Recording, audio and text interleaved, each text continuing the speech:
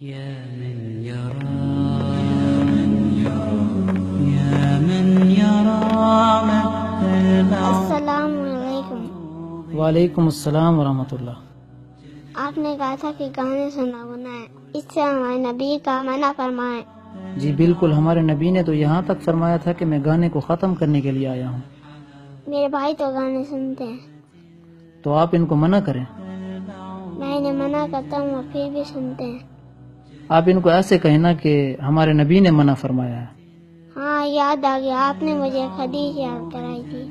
آپ وہی جا کر اپنے بھائی کو سنائیں۔ اگر وہ پھر بھی نہ مان تو ایسا تو ہو ہی نہیں سکتا کہ کسی امتی کے پاس اپنے نبی کا فرمان پہنچے اور وہ پھر بھی نہ مانے۔ جی ٹھیک ہے، جزاک اللہ۔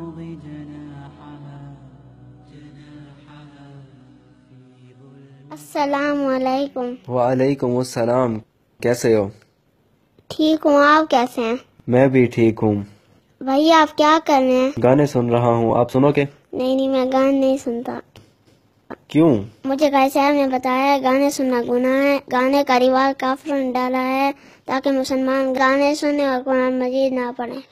پھر گانے کو روح کی غذا کیوں کہتے ہیں؟ گانا روح کے غذا نہیں ہے، روح کے غذا اللہ تعالیٰ کا ذکر ہے۔ ہمارے نبی نے فرمایا الغناء ينبت النفاق فی القلب، گانا دل میں نفاق کو آتا ہے۔ اس بچے نے بات تو بالکل ٹھیک کہی ہے۔ یقیناً ہم اپنے پیارے نبی کے نقش قدم کو چھوڑ کر کفار کے نقش قدم پر چل رہے ہیں۔ کل قیامت کے دن ہم نے اپنے نبی کا سامنا کرنا ہے، کس منہ سے ہم ان سے شفاعت کی درخواست کریں گے؟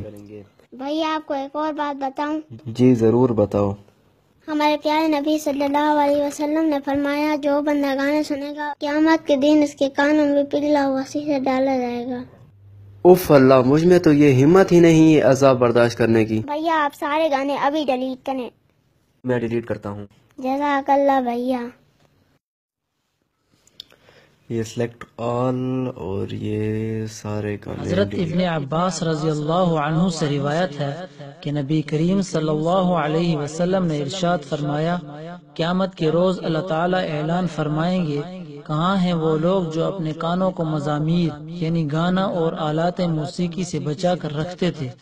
پھر فرشتے ان کو مجمع سے الگ کر کے مشک و عنبر کی وادیوں پر بٹھا دیں گے، پھر اللہ تعالیٰ کی ایسی تسمیع و تحمید سنائیں گے کہ سننے والوں نے کبھی ایسی آواز نہیں سنی ہوگی۔